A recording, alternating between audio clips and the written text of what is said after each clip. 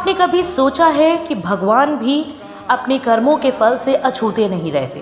त्रेता युग में हुई एक घटना द्वापर युग में पूरी हो जाती है। यह कहानी है श्री राम और बाली की, और उसी बाली का बदला लेने आए शिकारी जरा की। त्रेता युग में जब भगवान विष्णु श्री राम के रूप में अवतरित हुए, तब उन्होंने कई असुरों का संहार किया। इसी दौरान उनका सामना हुआ बाली से। बाली वानर राज सुग्रीव का बड़ा भाई अपार बलशाली था। कहते हैं जब बाली किसी से युद्ध करता तो उसका आधा बल अपने आप बाली में आ जाता। सुग्रीव को अपनी पत्नी और राज्य वापस दिलाने के लिए राम ने योजना बनाई। उन्होंने बाली को सीधे युद्ध में नहीं ललकारा, बल्कि सुग्रीव को आगे भेजा। जैसे ही सुग्रीव और बाली का युद्ध चल रहा था, राम ने दूर से एक वृक्ष के पीछे से बाण चलाया और बाली का अंत हो गया।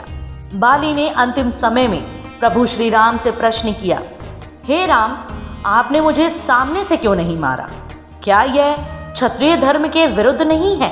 तब प्रभु श्री राम ने धर्म, मर्यादा और कारण समझाया। लेकिन बाली ने यह भी कहा, राम, मैं अगला जन्म लूंगा और तब तुम्हें भी इसी तरह दूर से वार करके मृत्यु दूंगा। समय बीता, युग बदला और द्वापर युग में वही विष्णु श्री कृष्ण के रूप में अवतरित हुए।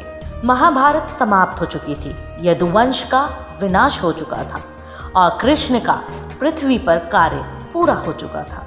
एक दिन श्री कृष्ण जंगल में विश्राम कर रहे थे। उनके चरण कमल पर सूर्य की किरणें पड़ रही थी और दूर से ऐसा प्रतीत हो रहा था मानो हिरण का मुख चमक रहा हो। इसी समय एक शिकारी जिसका नाम था जरा शिकार की तलाश में वहां से गुजरा। उसने चमकते पांव को हिरण का मुंह समझकर धनुष से बाण छोड़ दिया। बाण श्री कृष्ण के पैर में जाकर लगा और वही क्षण उनकी मृत्यु का कारण बना। जब जरा पास आया और उसने देखा कि वह तो स्वयं भगवान श्री कृष्ण हैं, तो वह रोने लगा, क्षमा मांगने लगा।